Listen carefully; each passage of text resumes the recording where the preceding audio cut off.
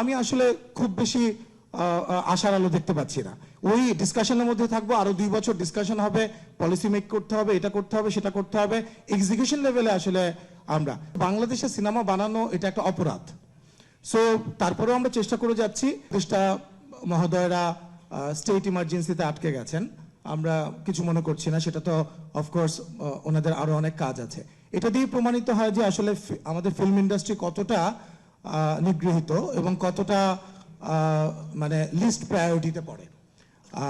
আর secondly হচ্ছে, যদি আজকে যে আলোচনাগুলো আমরা করছি সেই আলোচনাগুলো তো এই যে একটু আগে আকরাম ভাই কথা বললেন, আমদানি রপ্তানি কমিটির যে ভাই কথা বললেন, খুবই গুরুত্বপূর্ণ কথা, ফেস্টিভ্যাল নিয়ে কথা হলো। তো এখানে যারা আয়োজন করেছেন তাদের কি একটা কোনো প্যানেল আছে যারা আমাদের কথাগুলো শুনছেন বা শুনে সেটা নথিবদ্ধ করা হচ্ছে, যেটা আপনারা একটা সেই জিনিসটা হয়তো সরকারের কাছে আপনারা উপর লেভেলে পৌঁছে দিবেন, অথবা এই যে প্রস্তাবনাটা তৈরি করা হয়েছে এটা ধরেন সারা পৃথিবীতে যে ফিল্ম পলিসি আছে সেই ফিল্ম পলিসিরই কিছু কিছু জিনিস এখানে নথিবদ্ধ করা হয়েছে।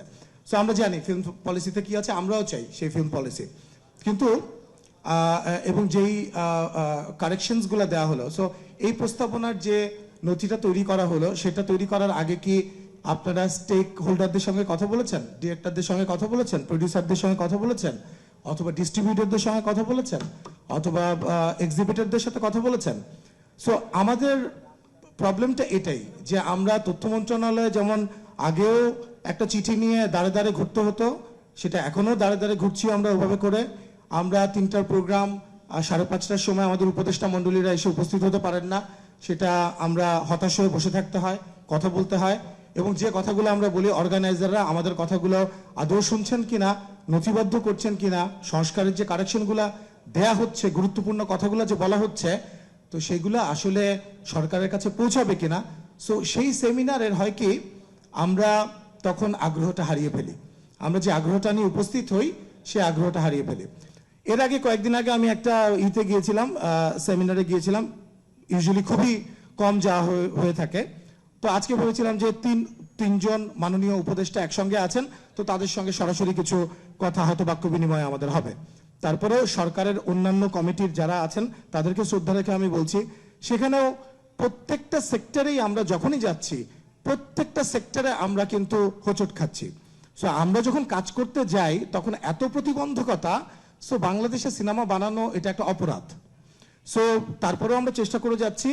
আর আমি আমার অর্গানাইজার যারা আছেন, don't get me wrong please, আমাকে আপনারা ভুল বুঝবেন না, আপনাদের উদ্যোগটাকে আমি খুবই সাধুবাদ জানাই, কিন্তু আমি আসলে খুব বেশি আশার আলো দেখতে পাচ্ছি না।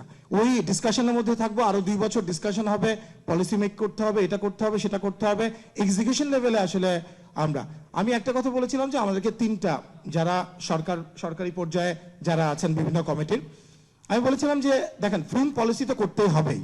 সো 3টা জায়গায় শুধু যদি আপনারা পৌঁছে দিতে পারেন আমাদের উপর মহলে, সো 3টা ভাগে ভাগ করতে হবে। একটা হচ্ছে ইমিডিয়েট ক্রাইসিস ম্যানেজমেন্ট, 2টা হচ্ছে মিড টার্ম, একটা শর্ট টার্ম প্ল্যান, একটা মিড টার্ম প্ল্যান, একটা লং টার্ম প্ল্যান।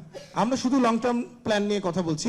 আমি বক্তা হিসেবে আসার আগ পর্যন্ত যে কথাগুলো হয়েছে খুব গুরুত্বপূর্ণ কথা, এগুলা সরকারি পর্যায়ে কারা শুনছেন না জানি না, কিন্তু অর্গানাইজার যারা তারা অ্যাটলিস্ট আপনারা কাগজ আর কলম নিয়ে অ্যাটলিস্ট যে কারেকশনগুলো বলা হচ্ছে সেগুলো শুনে আপনারা নথিবদ্ধ করেন এবং আপনারা এই আপনাদের প্রস্তাবনার সঙ্গে সেটা যুক্ত করে আবার স্টেক হোল্ডারদের সঙ্গে বসে তারপর সেটাকে চূড়ান্ত খসড়া করে তারপর সরকারকে দেন, তাহলে হয়তো এটা কাজে লাগতে পারে।